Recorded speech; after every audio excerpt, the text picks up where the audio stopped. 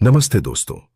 स्वागत है आपका स्टोरी टाइम हॉरर में, जहां हर रात एक नई कहानी आपकी नींद उड़ाने के लिए तैयार रहती है। यह कहानी एक ऐसे गांव की है जहां रात होते ही मौत का तांडव शुरू हो जाता है। कहानी का नाम प्रेत विहार शापित गांव की दास्तान। कभी कभी ऐसी जगहें होती हैं जिनके बारे में लोग खुलकर बात नहीं करते। उन जगहों का नाम लेते ही लोग कांप उठते हैं, जैसे किसी ने उनके सीने पर पत्थर रख दिया हो। ऐसी ही एक जगह थी प्रेत विहार, एक गांव जो अब सिर्फ डर और सन्नाटे का दूसरा नाम था। अभिषेक एक पत्रकार था जिसे रहस्यमयी जगहों की कहानियां लिखने का शौक था। उसने भारत के लगभग हर कोने में भूतिया स्थानों की खोज की थी, लेकिन उसकी अगली मंजिल उसे ऐसी जगह ले जाने वाली थी जहां से बहुत लोग लौटकर नहीं आए थे। एक दिन उसके पास एक पुरानी चिट्ठी आई। चिट्ठी में लिखा था, अगर तुम्हें सच में भूतिया कहानियां पसंद हैं तो प्रेत विहार आओ। यहां तुम्हें वो मिलेगा जिसे आज तक किसी ने नहीं देखा, मगर एक बार आओगे तो लौट नहीं पाओगे। अभिषेक को यह चुनौती पसंद आई। वो तुरंत अपनी नोटबुक, कैमरा और कुछ जरूरी सामान लेकर प्रेत विहार की ओर निकल पड़ा। गांव के नजदीक पहुंचते ही अभिषेक ने महसूस किया कि हवा में कुछ अजीब सा बोझिलपन है। चारों ओर वीरानी थी, न कोई आवाज, न कोई चहल पहल। गांव के प्रवेश द्वार पर एक टूटी हुई लकड़ी की पट्टी थी, जिस पर अब भी धुंधले अक्षरों में लिखा था, प्रेत विहार में आपका स्वागत है। अभिषेक जैसे ही गांव के अंदर गया, एक बूढ़ी औरत ने उसे रोक लिया। उसकी आंखें गहरी और डरावनी थीं। तू यहां क्यों आया है बेटा? यहां से लौट जा। यहां सिर्फ मौत है, सिर्फ मौत। लेकिन अभिषेक जिद्दी था। उसने ठान लिया था कि वो गांव का रहस्य जानकर रहेगा। अभिषेक ने गांव के पुराने स्कूल में रात गुजारने का फैसला किया। वो जानता था कि अगर कोई प्रेत आत्मा है तो वो रात में ही बाहर आएगी। रात के करीब 12 बजे अचानक खिड़की अपने आप खुल गई। ठंडी हवा के साथ साथ किसी औरत के कराहने की आवाजें आने लगीं। अभिषेक ने कैमरा उठाया और खिड़की की ओर बढ़ा। जैसे ही उसने बाहर झांका, उसे सफेद साड़ी में एक औरत दिखाई दी जो हवा में तैर रही थी। उसके लंबे खुले बाल और झुकी हुई गर्दन से खून टपक रहा था। अगले दिन अभिषेक ने गांव के एकमात्र बुजुर्ग रामनाथ बाबा से मुलाकात की। बाबा ने कांपती आवाज में बताया, यह गांव पहले बहुत खुशहाल था, लेकिन एक दिन कुछ तांत्रिकों ने यहां एक खतरनाक अनुष्ठान किया। उन्होंने एक शक्तिशाली प्रेत को बुला लिया। प्रेत उन तांत्रिकों का नियंत्रण तोड़कर पूरे गांव में मौत का तांडव मचाने लगा। गांव के लोग भाग गए, लेकिन कुछ यहीं मरकर रह गए। उनकी आत्माएं आज भी यहां भटकती हैं। बाबा ने चेतावनी दी, यहां की आत्माएं तुम्हें आसानी से नहीं छोड़ेंगी। अभिषेक ने बाबा की बातों को गंभीरता से लिया, मगर उसकी पत्रकारिता की जिज्ञासा डर से बड़ी थी। वह उस रात फिर से गांव के बीच बने पुराने मंदिर में गया, जहां बाबा ने बताया था कि प्रेत को पहली बार बुलाया गया था। मंदिर की दीवारें जली हुई थीं। दीवारों पर अजीब तांत्रिक चिन्ह बने हुए थे।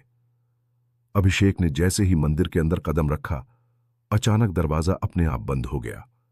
चारों तरफ से एक अजीब सी गूंज उठने लगी, तुम वापस क्यों नहीं गए? अब तुम हमारे साथ यहीं रहोगे, हमेशा।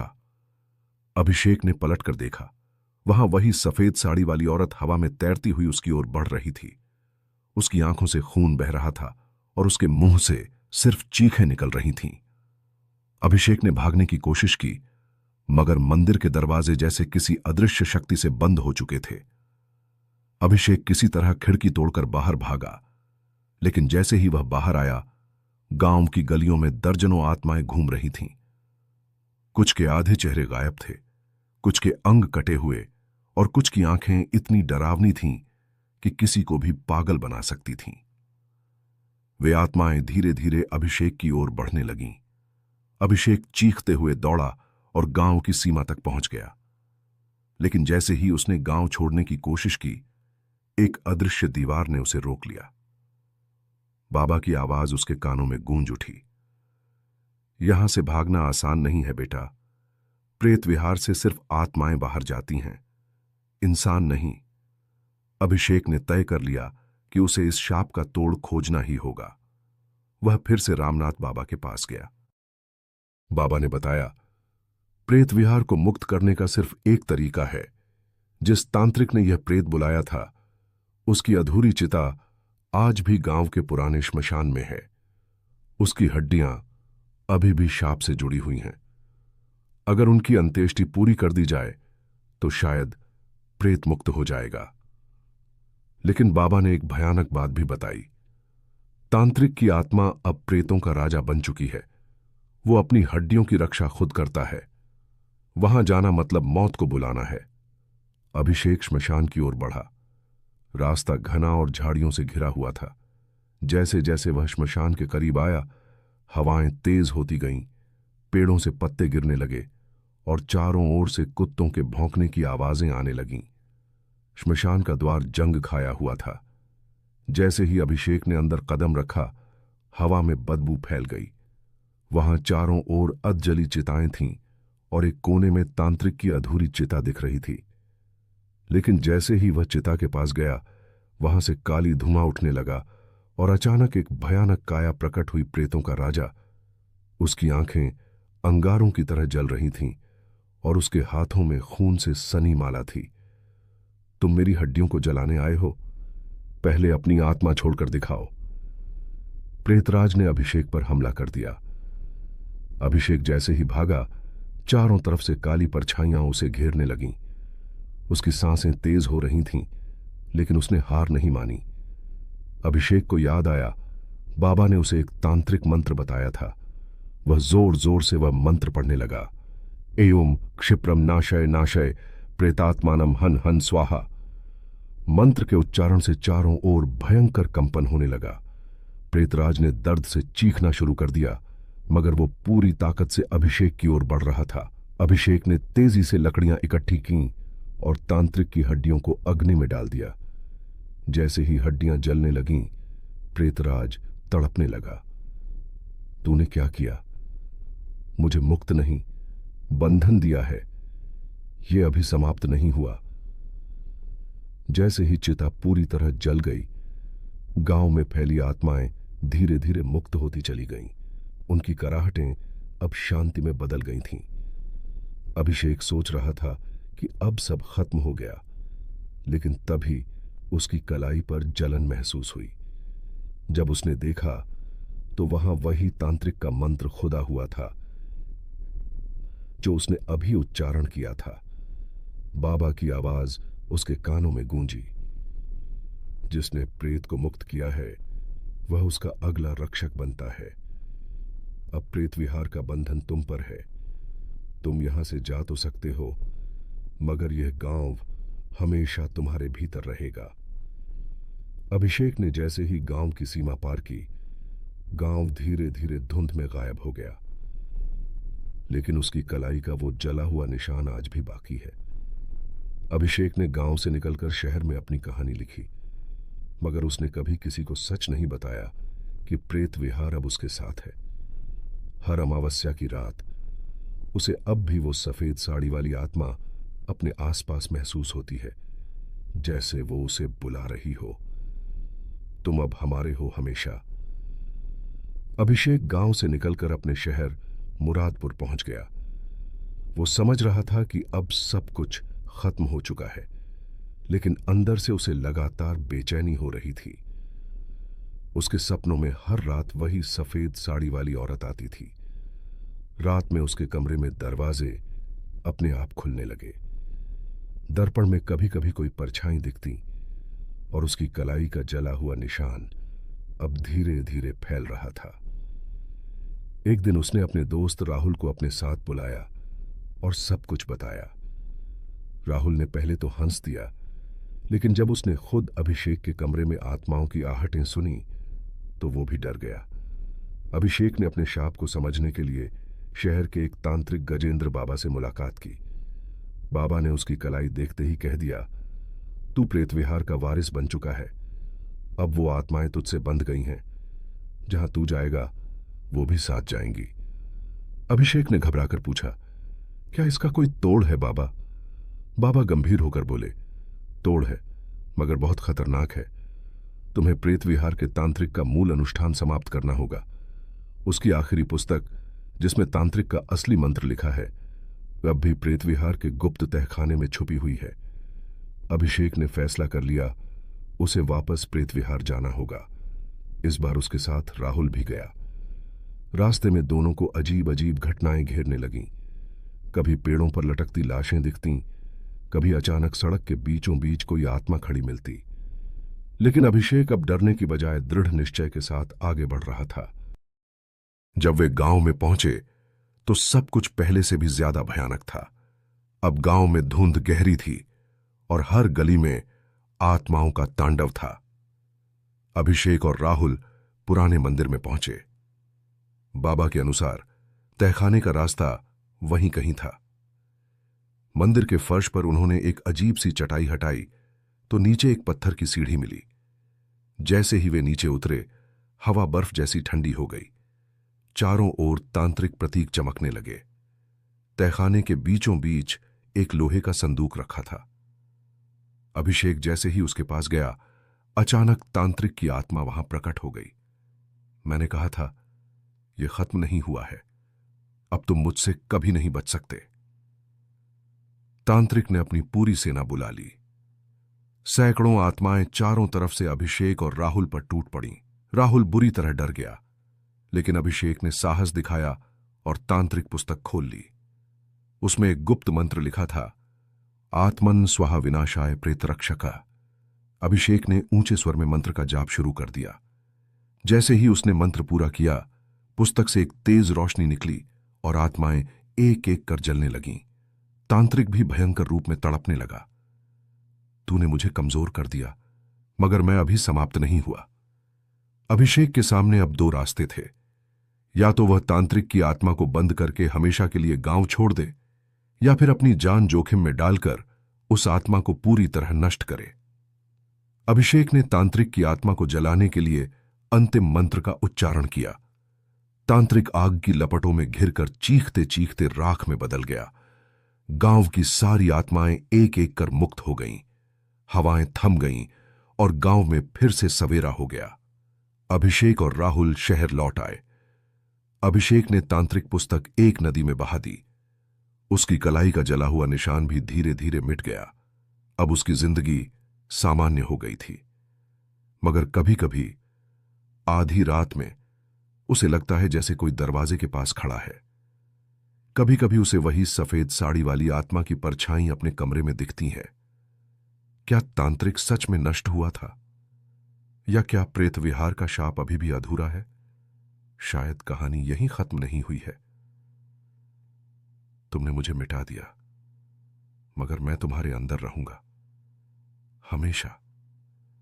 अभिषेक को लगता था कि अब सब कुछ सामान्य हो चुका है, लेकिन पिछले कुछ दिनों से शहर में अजीब घटनाएं शुरू हो गई थीं। कभी कोई बच्चा अचानक लापता हो जाता, कभी किसी घर से भयानक चीखें आती, और कभी कभी लोग सड़क पर चलते चलते बेहोश हो जाते। पुलिस भी इन मामलों को समझ नहीं पा रही थी। एक दिन अभिषेक को एक अजनबी तांत्रिक का संदेश मिला, मैं लौट आया हूं, इस बार तेरे शहर को प्रेत विहार बनाऊंगा।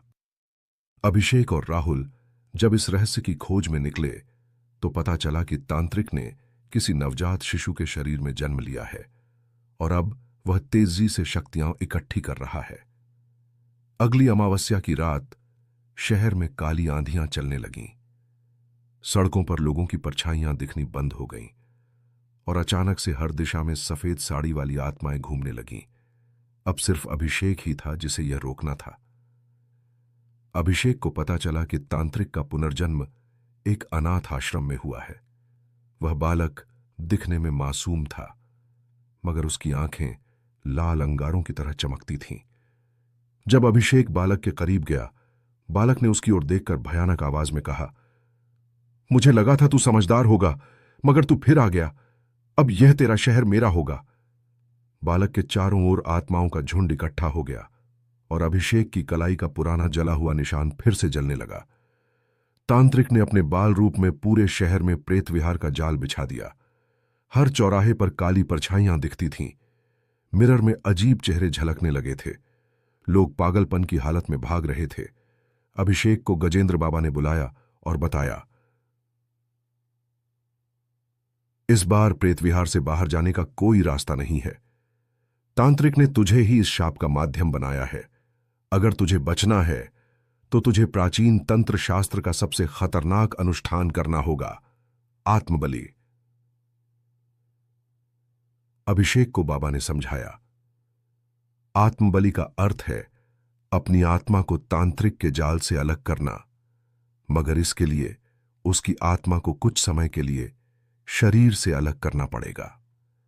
अगर समय रहते वह अपनी आत्मा वापस नहीं ला सका तो वह सदा के लिए प्रेत बन जाएगा। राहुल डर गया, मगर अभिषेक ने तय कर लिया कि वह यहां पर अनुष्ठान करेगा। अमावस्या की रात बाबा ने अनुष्ठान शुरू किया। अभिषेक की आत्मा शरीर से अलग हो गई और वह प्रेत जगत में पहुंच गया। प्रेत जगत में अभिषेक के सामने तांत्रिक अपने असली रूप में प्रकट हुआ। उसकी काया अब और भी भयानक थी। लाल आंखें, धधकते बाल और सैकड़ों प्रेत उसके चारों ओर मंडरा रहे थे। तांत्रिक बोला, अब तू यहां आया है, अब कोई मंत्र तुझे बचा नहीं सकता। अभिषेक ने आत्मबलि से मिली शक्ति का प्रयोग किया और दोनों के बीच भयानक युद्ध छिड़ गया। मंत्र, आग और आत्माओं की टक्कर से प्रेत जगत जलने लगा। अभिषेक ने तांत्रिक से लड़ते लड़ते अपने भीतर की शक्ति को जागृत किया और बाबा द्वारा सिखाए गए अंतिम मंत्र का जाप करने लगा। एयुएम प्रेतनाथ विनाशाय आत्मबलिदान स्वाहा। तांत्रिक ने पूरी ताकत झोंक दी, लेकिन अभिषेक की आत्मा एक दिव्य प्रकाश में बदल गई और तांत्रिक को भस्म कर दिया। पूरा प्रेत जगत जलकर राख हो गया और अभिषेक की आत्मा समय रहते वापस अपने शरीर में लौट आई। गांव, शहर, हर जगह फैला हुआ प्रेत विहार खत्म हो गया। सफेद साड़ी वाली आत्माएं भी मुक्त हो गईं। अभिषेक जब घर लौटा तो उसकी कलाई का निशान हमेशा के लिए मिट चुका था। राहुल ने कहा, अब सब खत्म हो गया। अभिषेक मुस्कुराया। शायद तभी अचानक कमरे में रखा दर्पण अपने आप गिर पड़ा और उसमें से हल्की सी हंसी गूंजी। मैं हमेशा यहीं था और हमेशा रहूंगा। अभिषेक अब शहर में सामान्य जिंदगी जीने लगा था, लेकिन दर्पण में गूंजती वो रहस्यमयी हंसी उसके मन में गहरे तक बैठ गई थी। हर रात उसे लगता कि कोई उसके कमरे में है। कभी कभी उसके कानों में किसी औरत की धीमी धीमी फुसफुसाहट सुनाई देती थी। एक रात अभिषेक अपने कमरे में सो रहा था कि दर्पण में खुद की जगह किसी और को खड़ा पाया। तांत्रिक, तू सोच रहा था कि मैं खत्म हो गया। मैं अब तेरे खून में हूं, तेरे हर सांस में हूं। अभिषेक गजेंद्र बाबा के पास दोबारा गया। बाबा ने अभिषेक का चेहरा देखकर कहा, अब वक्त आ गया है कि तू अपना सच्चा अतीत जाने। बाबा ने खुलासा किया कि अभिषेक तांत्रिक का ही वंशज है। तांत्रिक की आत्मा उससे कभी अलग नहीं हुई थी, क्योंकि अभिषेक की रगों में उसी का खून बहता था। तू तांत्रिक का पुनर्जन्म है, अभिषेक। तांत्रिक की आत्मा तुझ में हमेशा से थी। तुझे शाप नहीं मिला, तुझे विरासत मिली है। अभिषेक को दुनिया घूमती सी लगी। उसके सामने उसकी खुद की पहचान बिखर गई थी। अभिषेक अब खुद से लड़ रहा था। उसकी आत्मा का एक हिस्सा अब तांत्रिक की आत्मा बन चुका था। रात में जब वह सोता, तांत्रिक उसके सपनों में हावी हो जाता और कहता, तू मुझसे भाग नहीं सकता, मैं तुझ में हूं, तू ही अगला तांत्रिक बनेगा। अभिषेक को धीरे धीरे अपनी चेतना खोती हुई महसूस होने लगी। उसकी आंखें कभी कभी लाल हो जातीं, उसके आसपास तांत्रिक चिन्ह उभरने लगते। अभिषेक ने फैसला कर लिया, अब वह खुद से लड़ेगा। गजेंद्र बाबा ने बताया कि उसकी आत्मा को 2 हिस्सों में बांटना होगा। एक हिस्सा तांत्रिक की आत्मा और एक हिस्सा उसकी खुद की आत्मा। अगर वह प्राचीन अद्वैत अनुष्ठान कर सका तो वो अपने भीतर के तांत्रिक को हमेशा के लिए कैद कर सकता है, मगर अगर असफल हुआ तो उसकी पूरी आत्मा तांत्रिक की हो जाएगी। अमावस्या की रात अभिषेक ने अनुष्ठान शुरू किया। उसके चारों ओर आग की लपटें उठने लगीं। दर्पण टूटकर उसके सामने बिखर गए और तांत्रिक की आत्मा बाहर आ गई। तांत्रिक चिल्लाया, तू मुझसे बच नहीं सकता, मैं तुझ में ही हूं। अभिषेक ने मंत्र का उच्चारण शुरू किया। एयुएम आत्मन द्वैता विनाशाय स्वाहा। उसकी आत्मा 2 हिस्सों में बंट गई, एक उज्ज्वल प्रकाश में और एक काले धुएं में। तांत्रिक ने पूरी ताकत से अपने हिस्से को खींचना शुरू कर दिया। अभिषेक जान गया कि तांत्रिक से बचने का सिर्फ एक रास्ता बचा है। वह अपने भीतर के तांत्रिक हिस्से को खुद में हमेशा के लिए कैद कर ले। उसने अंतिम मंत्र का उच्चारण किया, एयुएम तांत्रिक बंधन स्वाहा। तांत्रिक चिल्लाया, नहीं, यह नहीं कर सकता। लेकिन तब तक बहुत देर हो चुकी थी। अभिषेक ने अपने भीतर के अंधकार को सील कर दिया। तांत्रिक अब कभी बाहर नहीं आ सकता था, मगर अभिषेक को इसकी कीमत चुकानी पड़ी। अब वो खुद हमेशा एक आधे अधूरे इंसान की तरह जिएगा। अभिषेक अब सामान्य दिखता है। शहर में शांति लौट आई है।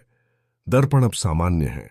लोग खुश हैं, मगर अभिषेक को खुद पता है वो अब कभी पूरी तरह से सामान्य नहीं रहेगा। उसके भीतर तांत्रिक अब भी बंद है। राहुल ने एक दिन पूछा, क्या सब ठीक है? अभिषेक मुस्कुराया, हां, सब ठीक है शायद।